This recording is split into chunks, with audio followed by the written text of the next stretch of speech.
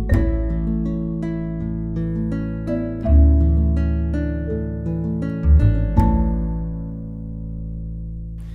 Marble Schoolhouse is a wonderful example of a one-room schoolhouse that was originally built in the city of Mount Vernon. At that time, of course, it was the town of Eastchester.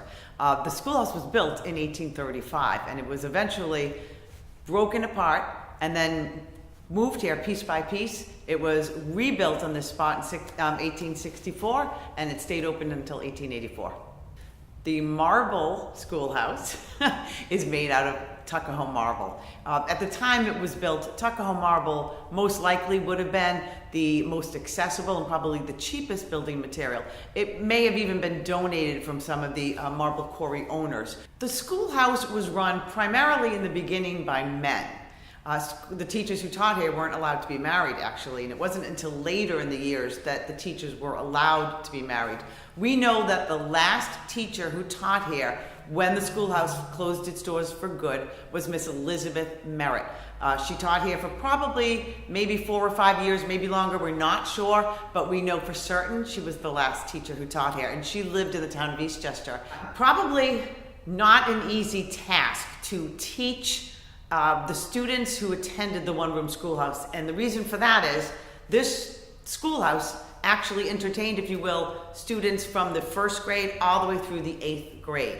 So the teacher had a task, a very daunting task, of teaching 8 different grades every single day. The technique that would be employed by the teacher at the time was once everybody came in and they took their seats in the schoolhouse, the teacher would begin with the 1st grade. So she would call the 1st grade up, the youngest students, they would sit in front of her, she or he would teach at the teacher's platform and desk behind me, and she would do an entire lesson plan for the 1st graders. When she was done with the 1st grade, she would send them back to their desks, and the 2nd grade would advance.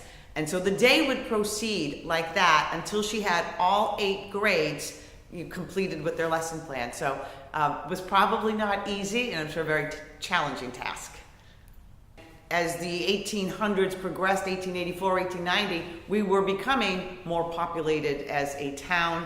You know, this was a time when the town was exploding, and so there was a need for larger schools. So the one-room schoolhouses, and there were a couple of them in the area, were sort of being phased out. We were building newer schools with several rooms, maybe 1 and 2 stories, and that's where the students would be attending. So this was used for its last year in 1884, but it stayed here on the property until the Historical Society took it over in 1959.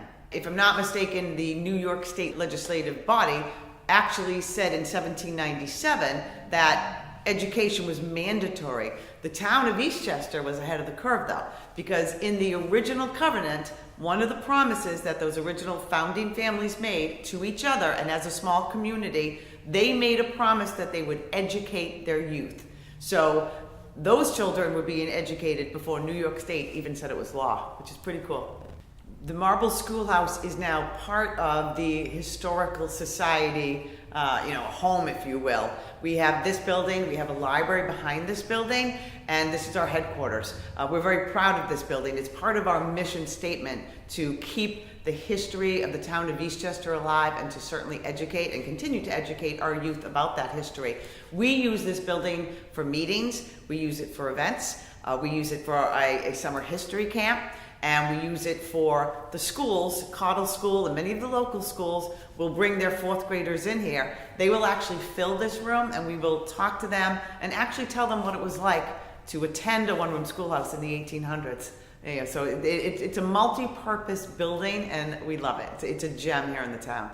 The fact that if you look around this room, everything, and I mean everything in this building is original to the town of Eastchester, with the exception of the school desks and the teacher's desk.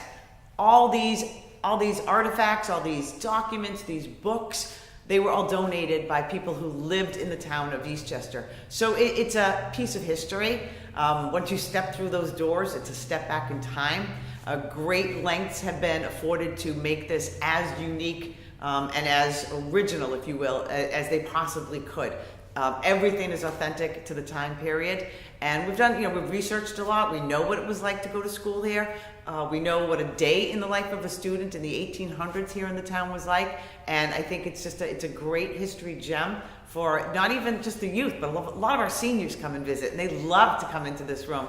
You'll hear people all the time say, "Oh, I went to school in a one-room schoolhouse, in Maine or in Nebraska." So it's a great experience.